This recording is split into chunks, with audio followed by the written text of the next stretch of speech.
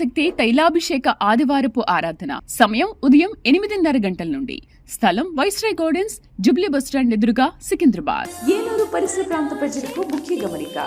జనవరి 13వ తేదీ మంగళవారం జరగవలసిన ప్రార్థనా శక్తి తైలాభిషేక ఆరాధన జనవరి 20వ తేదీ మంగళవారానికి మార్చబడింది.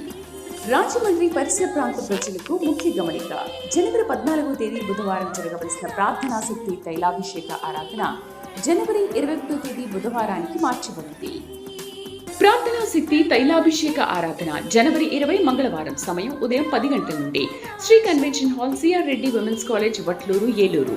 రాజమండ్రి పరిసర ప్రాంత ప్రజలకు శుభవార్త. ప్రార్థనా శక్తి తైలాభిషేక ఆరాధన జనవరి 21 బుధవారం. సమయం ఉదయం 9 గంటల నుండి. స్థలం airport road, quarry market, Renuka apartment దగ్గర, రాజమండ్రి. ప్రార్థనా శక్తి తైలాభిషేక ఆరాధన జనవరి 22 గురువారం. సమయం ఉదయం 10 గంటల నుండి. స్థలం A1 convention hall, old Guntur road, Ongole. ప్రార్థనా శక్తి తైలాభిషేక ఆరాధన జనవరి 23 శుక్రవారం. సమయం ఉదయం 10 గంటల నుండి. స్థలం మాధవి కన్వెన్షన్ హాల్, రాయచోటి వెళ్లే రోడ్, ఆర్టీఓ ఆఫీస్ ఎదురుగా, కడప. ప్రార్థనా శక్తి తైలాభిషేక ఆరాధన జనవరి 24 శనివారం. సమయం ఉదయం 10 గంటలకు. స్థలం Shiba garden function hall, Mahanandi road, Nandyal. ప్రార్థనా శక్తి తైలాభిషేక ఆరాధన జనవరి 29 గురువారం. మొదటి ఆరాధన ఉదయం 7 గంటల నుండి. రెండవ ఆరాధన ఉదయం 10 గంటల నుండి. స్థలం సీతారాం టౌన్షిప్ ఎదురుగా, housing board colony, Nallapadu road, Guntur. ప్రార్థనా శక్తి తైలాభిషేక ఆరాధన జనవరి 31 శనివారం. సమయం ఉదయం 8 గంటల నుండి. స్థలం ఎస్ఆర్ గార్డెన్స్, ఈనాడు ఆఫీస్, వైరా రోడ్, వెలుగుమట్ల, ఖమ్మం. యేసయ్య నామములో మీకు వందనాలు తెలియపరుస్తా ఉన్నాను. ప్రియులారా, ఈ దినము కొరకు దేవుడు సిద్ధపరిచిన వాగ్దానాన్ని మనం స్వాధీనపరచుకుందాం. కీర్తన గ్రంథము 94వ అధ్యాయము 13వ వచనం ద్వారా ప్రభు మీతో మాట్లాడుతూ ఉన్నాను. 13వ వచనంలో 2వ లైన్ అండర్లైన్ చేసుకోండి. నీతిమంతుల కష్టదినములను పోగొట్టి వారికి నెమ్మది కలుగజేయదు. దేవుని ఎడల భయభక్తులుగా ఉన్న నీ కష్ట దినాలు అన్నీ పోగొడుతున్నాడు ఆయన. ఈరోజు ఈ మాట నీ కొరకు మార్చబడుతోంది. పరిశుద్ధాత్ముడు పరలోకం పంపిస్తున్నాడు. నా భక్తి, నా యథార్థత, నేను ఇంత ఎలాగ బ్రతుకుతుంటే నాకేంటి కష్టాలని అనుకుంటున్నావు కదా, దేవుడు నీ కష్టములన్నిటినీ పోగొట్టేస్తాడు. నీతిమంతుల కష్టదినములను పోగొట్టి, ఎంత పెద్ద మాట చెప్పాడు చూడండి. నీతిమంతుల కష్టదినములను పోగొట్టి వారికి నెమ్మది కలుగజేయదు. దేవుడు మీకు నెమ్మది కలుగజేస్తున్నాడు. అమ్మయ్య అమ్మయ్య అమ్మయ్య అని ఎప్పుడు అనుకుంటావు అంటే పని అంతా అయిపోతే అయిపోయింది. దేవుడు చేశాడు. ఎలా జరుగుతుందో, అందరిని ఎలా చక్కబెడతానో, ఇది ఎలా జరుగుతుందో, ఇది ఎలా రిజిస్ట్రేషన్ అవుతుందో, వాళ్ళు ఎలాగ ఒప్పుకుంటారో అన్నీ భయం టెన్షన్ పడ్డాను. కానీ అమ్మయ్య దేవుడి దయ వల్ల రిజిస్ట్రేషన్ అయిపోయింది. బిడ్డకి గర్భఫలం వచ్చేసింది. దేవుని కృప వల్ల అప్పులు తీరిపోయినాయి. దేవుని దయ వల్ల ఆ బంధకులోంచి దేవుడు నన్ను బయటపడేసాడు. ఈ చీకటి నుంచి బయటపడేసాడు. నా ప్రాణము నెమ్మదిగా ఉందని నీ వెలుగెత్తి సాక్ష్యం ఇస్తావు. నీ ప్రార్థన వచ్చే జవాబు నువ్వు చూడబోతున్నావు. నీ యథార్థ ప్రవర్తన, నీతి ప్రవర్తన తగిన ఆశీర్వాదాన్ని నువ్వు చూడబోతున్నావు. అందుకని ఈరోజు కీర్తన 94వ అధ్యాయము 13వ వచనంలో 2వ లైన్ల ద్వారా దేవుడు నీతో మాట్లాడుతున్నది ఏంటంటే, నీతిమంతుల కష్టదినములను పోగొట్టి, నీ కష్టదినములన్నిటిని పోగొట్టి వారికి నెమ్మది కలుగజేస్తుంది. ప్రాణమునకు శాంతి కలుగుతుంది. భయపడద్దు. నాకెప్పుడు శాంతి కలుగుతుంది, నాకెప్పుడు అమ్మయ్య నేను ఎప్పుడు బ్రతుకుతాను అనుకుంటున్నావు కదా, అమ్మయ్య అనే దానికంటే ఎక్స్ట్రీమ్ ఆనందాన్ని పొందుతావు. పరిశుద్ధాత్ముడు నీ పక్షంగా ఉన్నాడు. ఆత్మకార్యం నీ పట్ల జరుగును గాక. ఆమేన్. వాక్య భాగంలోకి వెళ్దాం ప్రియులరా. యెషయా గ్రంథము 60వ అధ్యాయము 10-11 వచనం. 10వ వచనం అందరం చదువుదాం. అన్యులు నీ ప్రాకారములను కట్టుదురు, వారి రాజులు నీకు ఉపచారము చేయుదురు. ఏలయనగా నేను కోపపడి నిన్ను కొట్టి తిని గాని కటాక్షించి నీ మీద జాలి పడుచున్నాను.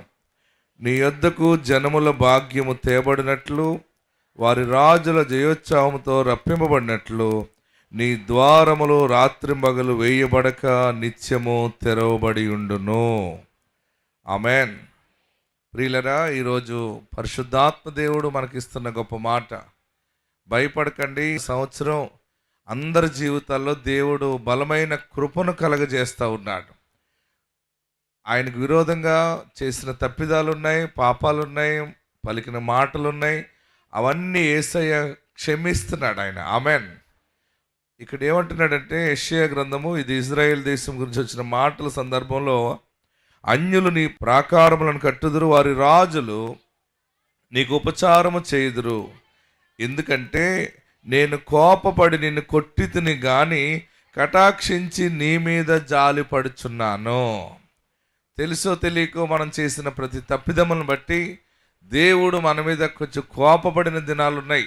అంటే ఆయన కోపపడినప్పుడు మనం అడిగిన ఇవ్వడు అనమాట. ఇస్తాడా? ఎవరికైనా కోపం వచ్చినప్పుడు ఇవ్వమంటే ఇస్తారా? భార్య భర్తను విసిగించింది అనుకోండి, భర్తకి కోపం వస్తే ఏమైనా ఇస్తాడా? ఇవ్వబుద్ధి కాదు. తండ్రినైనా మనం బాధ పెట్టామనుకోండి, తండ్రి కూడా ఇచ్చే మనసు ఉన్నవాడు కూడా కఠినమైపోతాడు. ప్రియులరా, కొన్ని క్రియల వల్ల, కొన్ని మాటల వల్ల, మన ప్రవర్తనలో ఎక్కడో ఒక చోట ఆయనకు ఆయాసకరమైనది కనబడింది.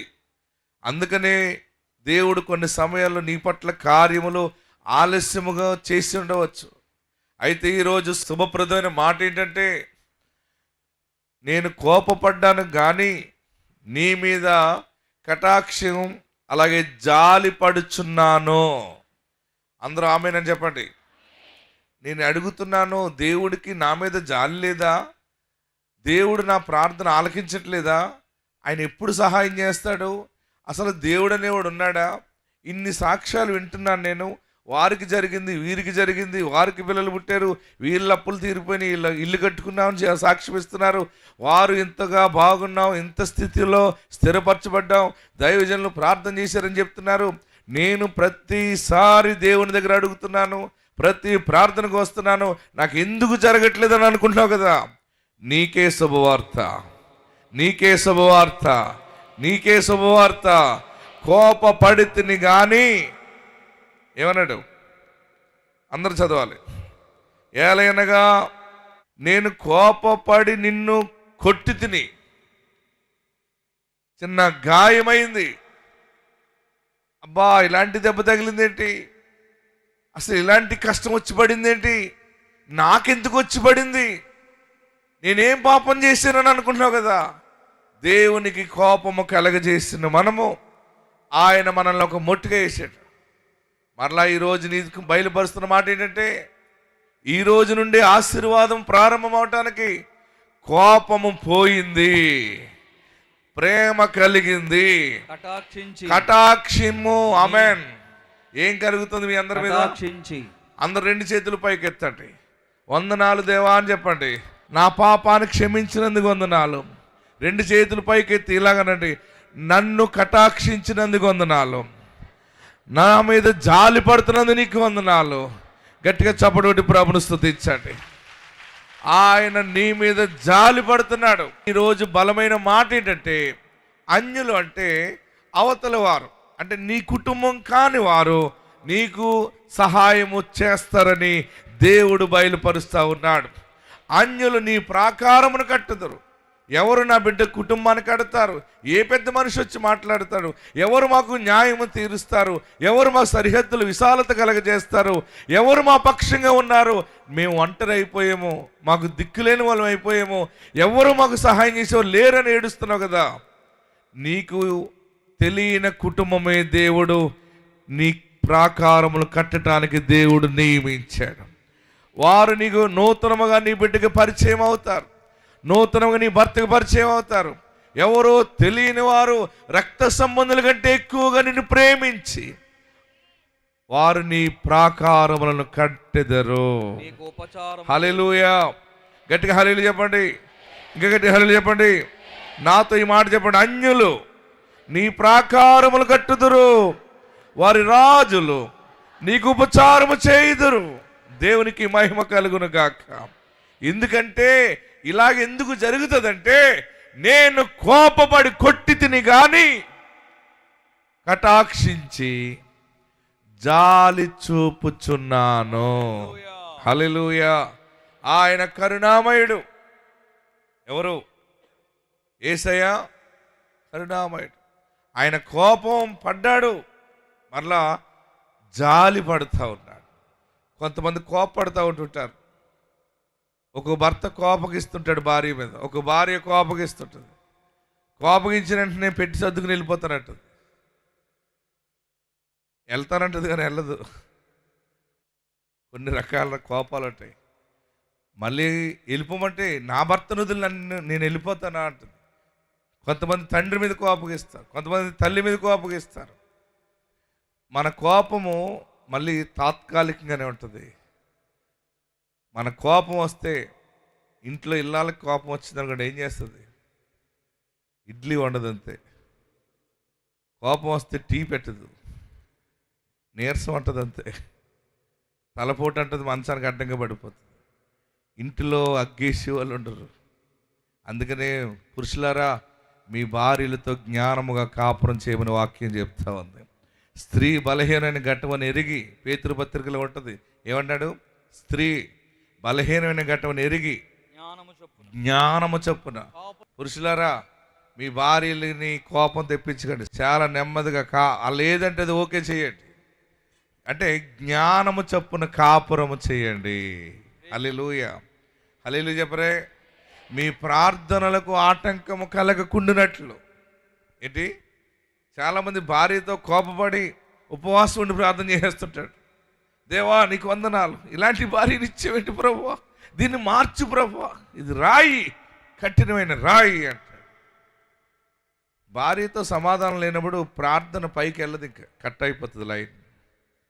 అందుకని పేతురు పత్రికలు అన్నాడు, మీ ప్రార్థనలకు ఆటంకం కలగకుండానట్లు మీ భార్యలతో జ్ఞానము చొప్పున కాపురము చేయండి. ఇలాగ కోపతాపాలు ఉంటాయి. కానీ అందుకని ఒక చోట బైబిల్లో రాశాడు, కోపం పడతాం, అందరికీ కోపం వస్తుంది. అయితే కోపం కూడా విరుగుడు ఎంతవరకు ఉండాలంటే, ఉదయకాల సమయంలో సూర్యుడు ఉదయించినప్పుడు కోపపడితే సూర్యుడు అస్తమించే లోపల సమాధాన పడిపోవాలంట. ఏం చేయాలి? అందరు చెప్పండి. ఉదయం కనుక కోపం వచ్చింది అనుకో, ఏ టిఫిన్ టైంలోనో ఏదో గొడవ వస్తుంది కదా, మళ్ళీ ఎప్పుడు సమాధానం పడాలి? చాలామంది సమాధానం డిఫరెంట్గా ఉంటుంది. ఇలా చూస్తుంది, అన్నం తిను అని పెడుతుంది. ఆడు కూడా అటు తిరిగి నాకు అంత అన్నం వద్దు, కొంచెం తీసే అంటాడు. వీళ్ళిద్దరి మధ్య మరి పిల్లలు తయారవుతారు. మళ్ళీ అక్కడ మొహమాటం, ఈగో కూడా ఉంటుంది.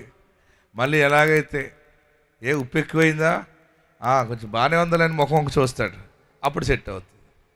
మనమే ఇలాగా సమాధాన పడిపోతుంటాం కదా.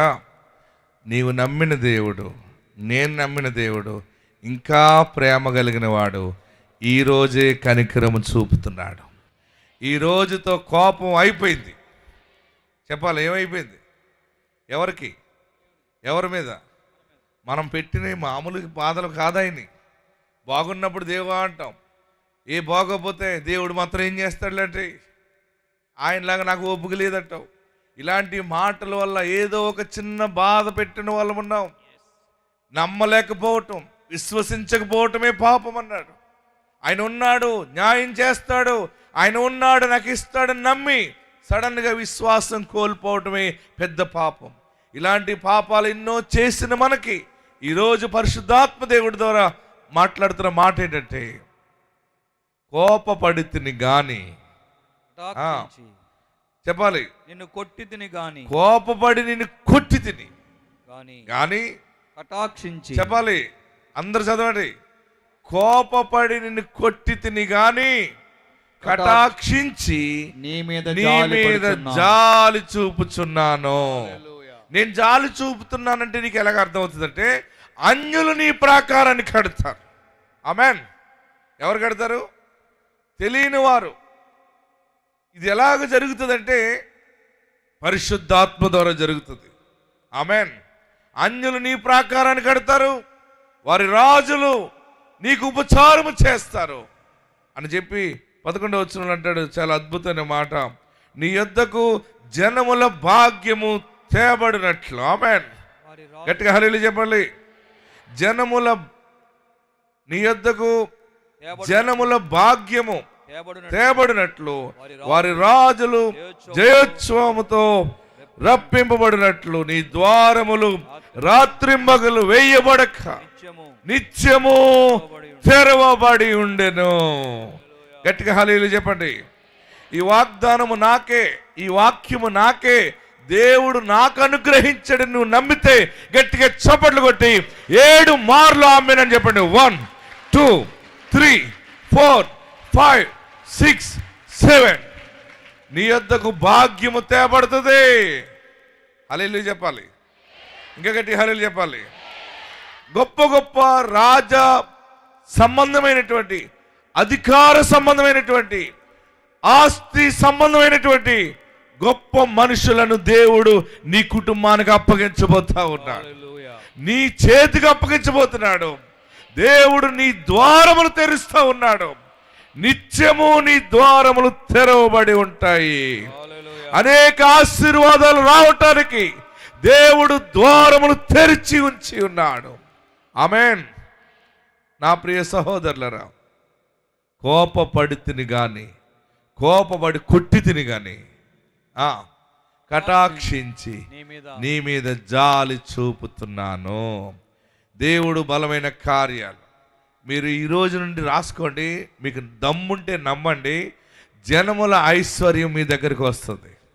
మీరందరూ భాగ్యవంతులు అవుతారు, గొప్పవాళ్ళు అవుతారు. గర్భఫలాలు ఉంటాయి, భూఫలాలు ఉంటాయి. అడిగిన ప్రతి ప్రార్థన అవసరత దేవుడు 100% నీ పట్ల నెరవేర్చి తీరుతాడు. ఎందుకంటే ఇక ఆయన నీకు మీద జాలి పడుతూ ఉన్నాడు, నీ మీద కరుణ చూపుతా ఉన్నాడు, ఆయన నీ మీద కటాక్షము చూపుతా ఉన్నాడు. ఆత్మదేవుడు మీకు తోడైండును గాక. అన్యులు మీ ప్రాకారములను కట్టుదురు. నా బిడ్డకి ఎవరు ఉద్యోగం వేయిస్తారు, నా కొడుకు ఎవరు వ్యాపారం చూపిస్తారు, నా భర్తకి ఎవరు సహాయం చేస్తారు, మాకెవరు సహాయం చేస్తారు. తెలియని మనుషుల్ని దేవుడు మెల్కీసెదెకు వలె నీ దగ్గరికి పంపిస్తాడు. నీకు ఒక మార్గము దేవుడు చూపిస్తాడు. ఆత్మకార్యం మీ పట్ల నెరవేరును గాక. అందరూ లేచి నిలబడదాం. ఎక్కడున్న వరకు లేచి నిలబడి కండ్లు మూసుకుని, ప్రభువా నా పట్ల నీ కోపమును తీసివేసే నమ్ముతున్నాను బాబు. కోపపడి కొట్టి తిని, నువ్వు కొట్టడం ద్వారానే ఇంత దుఃఖమైంది, నాకు ఎందుకు ఇంత కష్టం, ఎందుకు ఇంత ఆర్థిక సమస్య, ఎందుకు ఇంత రోగము, నేనేంటి ఇంత బాధపడుతున్నానేంటి అని అనుకున్నావు కదా. ఆయన కోపముతో నిన్ను కొట్టాడు. మరలా యాకోబుని దీవించినట్లుగా, యాకోబుని ఆశీర్వదించినట్లుగా మరలా ఈ దినము నుండి నిన్ను ఆశీర్వదించటం మొదలు పెడతా ఉన్నాడు. రాజులు నీకు ఉపచారము చేయుదురు, అన్యులు నీ ప్రాకారములను కట్టుదురు. దేవుడు నీ కోసం కొన్ని కుటుంబాలను సిద్ధము చేశాడు. గొప్ప వ్యక్తులను దేవుడు నీ కుటుంబం వరకు దాచిపెట్టాడు. మార్గములు సరళము కాబోతా ఉన్నాయి. నిత్యము నీ ఇంటి ద్వారాలు తెరవబడతాయి. అనేక ఆశీర్వాదాల కొరకు తెరవబడి ఉంటాయి. అందరూ లేచి నిలవబడి 2 చేతులు తలపైన పెట్టుకుని, నా పాపాలు క్షమించేసయ్యా, నన్ను పరిశుద్ధపరచు, నన్ను పవిత్రపరచు. నా ప్రాకారము ఎలా కట్టబడుతుంది, నా కుటుంబం ఎలా కట్టబడుతుంది, నా బిడ్డ జీవితము ప్రాకారం ఎలా కట్టబడుతుందని ఏడ్చాను. ఈరోజు నువ్వు మాట్లాడావు. నా కొరకు కొంతమందిని ఏర్పాటు చేసావు. నా బిడ్డ కోసము జ్ఞానులను నువ్వు సిద్ధము చేసావు, రాజులను సిద్ధము చేసావు. దేవుడిని చెయ్యి విడువాడు, దేవుడిని చెయ్యి విడువాడు, దేవుడిని చెయ్యి పట్టుకున్నాడు. జనముల భాగ్యము నీ యొద్దకు తేబడుతుంది, జనముల ఐశ్వర్యము నీ యొద్దకు తేబడుతుంది. ఎందుకంటే నీ మీద దోషము కొట్టివేయబడింది, నీ మీద పాపము కొట్టివేయబడింది. దేవాది దేవుడు నీ మీద జాలి చూపుతున్నాడు. ఆయన నీ మీద దయ చూపుతూ ఉన్నాడు. ఆయన నిన్ను ప్రేమించుచున్నాడు. ఆయన నీ పక్షముగా నిలబడ్డాడు. ఇక నిన్ను ఏడవనివ్వడైనా, నీ కన్నీళ్లను ముత్యాలుగా మారుస్తాడు. అందరూ 2 చేతులు పైకెత్తి, నా చెయ్యి పట్టుకో యేసయ్యా, నా పాపాన్ని క్షమించి యేసయ్యా, నన్ను రక్షించు బాబు, నా ఇంటి మీద నీ రక్షణ దయచేయి. నా ఇంటి వారందరికీ నీ రక్షణ దయచేయి. నా రోగాన్ని తీసివేయి. నన్ను ఆశీర్వదించు. నా చేయి పట్టుకో. నాకు తండ్రిగా ఉండాలి, నాకు యజమానిగా ఉండాలి. నువ్వు ఉంటే చాలయ్యా, నువ్వు ఉంటే చాలు బాబు. దేవుడు రెండంతలుగా ఆశీర్వదించినట్లు, జనముల భాగ్యము తేబడినట్లు, వారి రాజులు జయోత్సాహముతో రప్పింపబడినట్లు నీ ద్వారములు తెరవబడుతున్నాయి. బలమైన ఆశీర్వాదాలు పరలోకము నుండి ప్రారంభమైనవే. రెండు చేతులు తలపైన పెట్టుకుని చాలా ఏడుస్తున్నాను బాబు. నాకు దారి లేదయ్యా, నాకు దారి లేదు బాబు. నువ్వు ద్వారము తెరవస్తేనే కానీ, నువ్వు ఆదుకుంటేనే కానీ, నువ్వు దీవిస్తేనే కానీ నేను దీవించబడలేనయ్యా.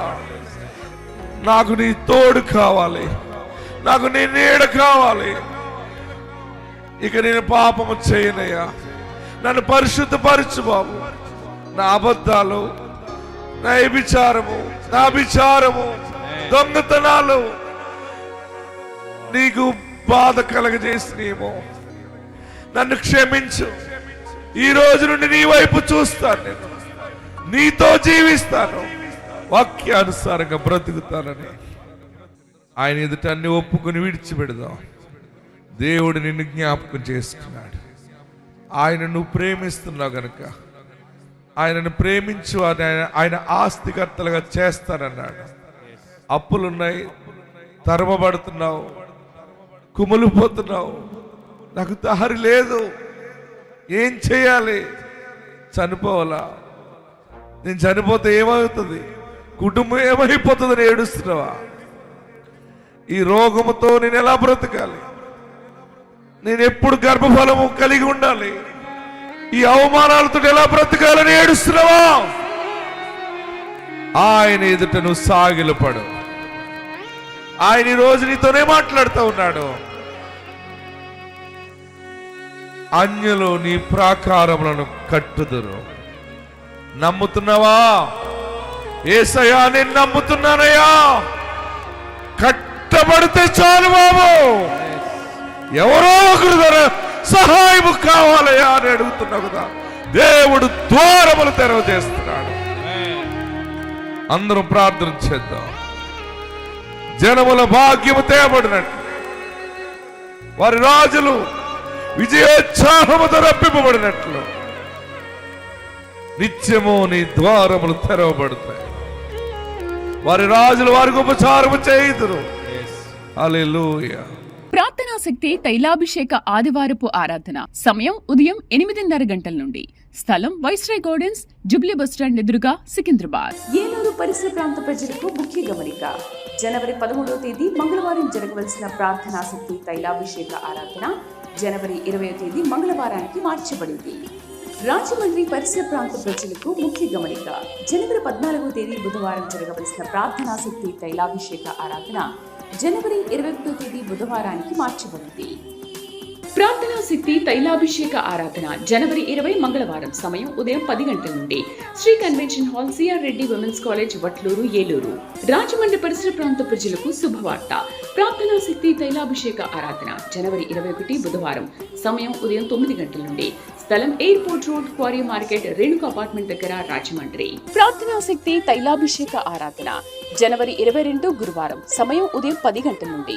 స్థలం A1 convention hall, old Guntur road, Ongole. ప్రార్థనా శక్తి తైలాభిషేక ఆరాధన జనవరి 23 శుక్రవారం సమయం ఉదయం 10 గంటల నుండి. స్థలం మాధవి కన్వెన్షన్ హాల్, రాయచోటి వెళ్లే రోడ్, ఆర్టీఓ ఆఫీస్ ఎదురుగా, కడప. ప్రార్థనా శక్తి తైలాభిషేక ఆరాధన జనవరి 24 శనివారం సమయం ఉదయం 10 గంటలకు. స్థలం Shiba garden function hall, Mahanandi road, Nandyal. నా పేరు శిరీష. నేను విజయవాడ నుండి వచ్చాను. నాకు వివాహం జరిగి 6 సంవత్సరాలు. నాకు పెళ్ళైన 2వ సంవత్సరంలో 2022లో గర్భం వచ్చింది.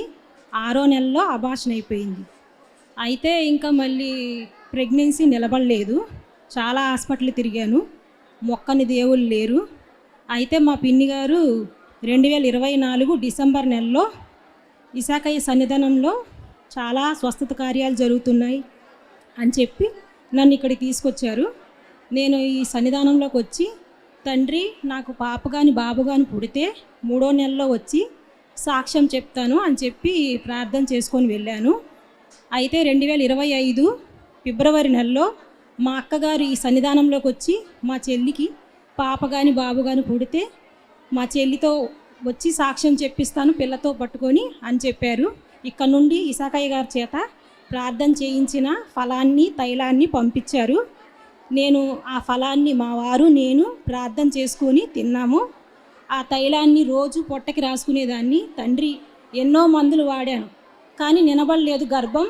కానీ ఏ మందులు వాడకుండా నాకు గర్భఫలాన్ని ఇస్తే మీ సన్నిధానంలోకి వచ్చి సాక్ష్యం చెప్పుకుంటానని ప్రార్థన చేసుకొని ఆ ఫలాన్ని తిన్నాము. అదే నెలలో నేను కన్సీవ్ అయ్యాను. ప్రెగ్నెన్సీలో కూడా నాకు థైరాయిడ్ షుగర్ కూడా యాడ్ అయ్యింది. అయినా కూడా ఎటువంటి అనారోగ్య సమస్యలు నా బిడ్డకి దరిచేరకుండా యేసయ్య కాపాడుకుంటూ వచ్చాడు. నాకు ఆడపిల్ల పుట్టింది 3వ నెల. ఈ సాక్ష్యం దేవుడు దీవించునుగాక. ఆమెన్. ఇసాకయ్య గారికి వందనాలు. ప్రార్థనా శక్తి తైలాభిషేక ఆరాధన జనవరి 29 గురువారం. మొదటి ఆరాధన ఉదయం 7 గంటల నుండి, రెండవ ఆరాధన ఉదయం 10 గంటల నుండి. స్థలం సీతారాం టౌన్షిప్ ఎదురుగా housing board colony, Nallapadu road, Guntur. ప్రార్థనా శక్తి తైలాభిషేక ఆరాధన జనవరి 31 శనివారం. సమయం ఉదయం 8 గంటల నుండి. స్థలం ఎస్ఆర్ గార్డెన్స్, ఈనాడు ఆఫీస్, వైరా రోడ్, వెలుగుమట్ల, ఖమ్మం.